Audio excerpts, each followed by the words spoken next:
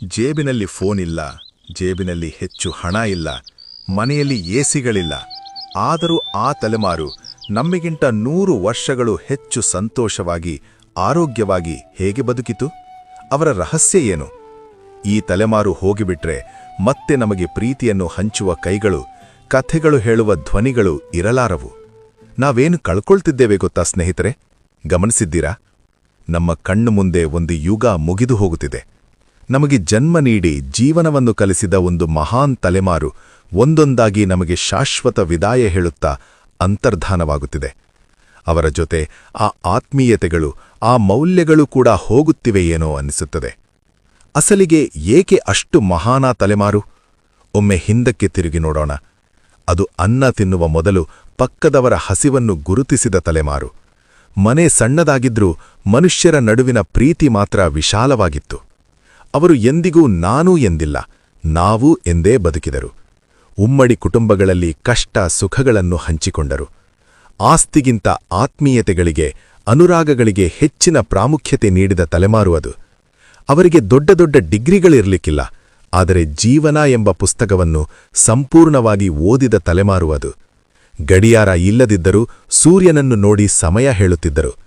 Calculator ಇಲ್ಲದಿದ್ದರೂ ಬಾಯಿಲೆಕ್ಕದಲ್ಲೇ ಜೀವನವನ್ನು ಗೆದ್ದ ಮೇಧಾವಿಗಳು ಅವರು.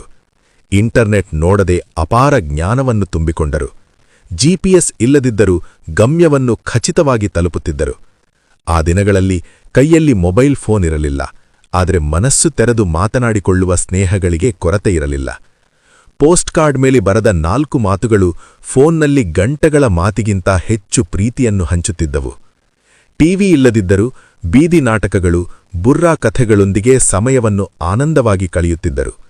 ತಂತ್ರಜ್ಞಾನ ಇಲ್ಲದಿದ್ದರೂ ಸುಖ ಸಂತೋಷಗಳಿಂದ ಬದುಕಿದ ತಲೆಮಾರು ಅದು. ಎಸಿಗಳು, ಕೂಲರ್ಗಳು ಇಲ್ಲದಿದ್ದರೂ ಹೊರಗಡೆ ಮಂಚ ಹಾಕಿಕೊಂಡು ತಂಪು ಗಾಳಿಯಲ್ಲಿ, ಜಾಬಿಲ್ಲಿ ಅಂದ್ರೆ ಚಂದ್ರ ಬೆಳಕಿನಲ್ಲಿ ಹಾಯಾಗಿ ನಿದ್ರೆ ಮಾಡಿದ ತಲೆಮಾರು ಅದು. ಮಿನರಲ್ ವಾಟರ್ ಗೊತ್ತಿರಲಿಲ್ಲ.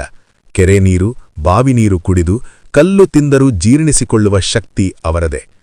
ಪಿಜ್ಜಾ, ಬರ್ಗರ್ಗಳ ಬದಲು ಪೀಚು ಮಿಠಾಯಿ, ಪೇಳೆಗಳು ತಿನ್ನಿ ಸಂತೋಷವಾಗಿ ಬದುಕಿದರು. ಜಿಮ್ಗಳ ಕೆಲಸವಿಲ್ಲದೆ ಭಾರೀ ಕೆಲಸ ಮಾಡಿ ಬೆವರು ಸುರಿಸಿ 100 ವರ್ಷ ಆರೋಗ್ಯವಾಗಿ ಬದುಕಿದರು.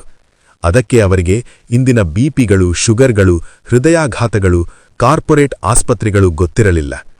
6ನೇ 7ನೇ ವಯಸ್ಸು ಬರುವವರೆಗೆ ಮಕ್ಕಳ ಬಾಲ್ಯವನ್ನು ಆಟಪಾಠಗಳಿಂದ ತುಂಬಿಸಿದ ತಲೆಮಾರು ಅದು.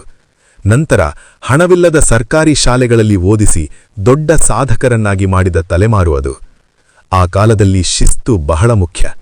ಶಾಲೆಯಲ್ಲಿ ಶಿಕ್ಷಕರು ಬೈದರೆ ಮನೆಗೆ ಬಂದು ತಾಯಿ ತಂದೆಯರು ಇನ್ನೂ 2 ಹೊಡೆದು ಶಿಕ್ಷಕರನ್ನು ಪ್ರಶ್ನಿಸುತ್ತಿರಲಿಲ್ಲ. ಅದಕ್ಕೆ ಆ ತಲೆಮಾರಿನ ಮಕ್ಕಳು ಅಷ್ಟು ದೃಢವಾಗಿ ಬೆಳೆದರು. ಅವರು ವ್ಯಾಪಾರದಲ್ಲಿ ಕಲ್ತಿಗೆ ಅವಕಾಶ ನೀಡಲಿಲ್ಲ. ನೀತಿ ನಿಜಾಯಿತಿಯಿಂದ ಯಾರನ್ನೂ ಮೋಸ ಮಾಡದೆ ಬದುಕಿದರು. ತಮ್ಮ ಕಷ್ಟಗಳನ್ನು ಧೈರ್ಯವಾಗಿ ಎದುರಿಸಿದರು. ತ್ಯಾಗಗಳಿಂದ ಮಕ್ಕಳ ಭವಿಷ್ಯಕ್ಕೆ ಅಡಿಪಾಯ ಹಾಕಿದರು. ಜಾತಿ ಮತಗಳ ಪಾರವಾಗಿ ಎಲ್ಲರನ್ನೂ ಸಹೋದರ ಭಾವದಿಂದ ನೋಡಿದ ದೊಡ್ಡ ಮನಸ್ಸು ಅವರದ್ದು. ಅಂತಹ ಅಮೂಲ್ಯ ಮನುಷ್ಯರು ಇಂದು ಒಂದೊಂದಾಗಿ ನಮ್ಮನ್ನು ಬಿಟ್ಟು ಹೋಗುತ್ತಿದ್ದಾರೆ. ಅವರನ್ನು ಕಳೆದುಕೊಳ್ಳುತ್ತಿದ್ದೇವೆ ಅಂದರೆ ಎಲ್ಲವನ್ನೂ ಕಳೆದುಕೊಂಡಂತೆ ಅನ್ನಿಸುತ್ತದೆ. ಆ ತಲೆಮಾರು ಲ್ಯಾಂಟರ್ನ್ ಬೆಳಕಿನಲ್ಲಿ ನಮ್ಮ ಬದುಕಿಗೆ ಬೆಳಕನ್ನು ತುಂಬಿದರೆ, ಈ ತಲೆಮಾರು ವಿದ್ಯುತ್ ದೀಪಗಳ ಬೆಳಕಿನಲ್ಲಿ ಕತ್ತಲನ್ನು ಹೆಚ್ಚಿಸಿಕೊಂಡಿದೆ. ಹೋಗುತ್ತಿರುವ ಆ ತಲೆಮಾರಿನಿಂದ ನಾವು ಆ ಪ್ರೀತಿ, ಆ ಮೌಲ್ಯಗಳನ್ನು ಕಲಿಯದಿದ್ದರೆ ನಮ್ಮ ಭವಿಷ್ಯ ಅಂಧಕಾರವೇ. ಅವರು ಇರುವವರೆಗೆ ಅವರನ್ನು ಪ್ರೀತಿಯಿಂದ ನೋಡೋಣ. ಅವರು ಕಲಿಸಿದ ದಾರಿಯಲ್ಲಿ ನಡೆಯೋಣ. ಹಳೆಯ ತಲೆಮಾರಿನನ್ನು ಗೌರವಿಸಿ. Respect the older generation. ಈ ಕಥೆ ನಿಮ್ಮ ಮನಸ್ಸನ್ನು ತಟ್ಟಿದೆಯಾ? ಹಾಗಿದ್ರೆ ತಪ್ಪದೇ ಒಂದು ಲೈಕ್ ಮಾಡಿ, ನಿಮ್ಮವರ ಜೊತೆ ಹಂಚಿಕೊಳ್ಳಿ. ಇನ್ನಷ್ಟು ಹೃದಯಸ್ಪರ್ಶಿ ಕಥೆಗಳಿಗಾಗಿ ನಮ್ಮ ಚಾನಲ್ ಅನ್ನು ಸಬ್ಸ್ಕ್ರೈಬ್ ಮಾಡುವುದು ಮರೆಯಬೇಡಿ.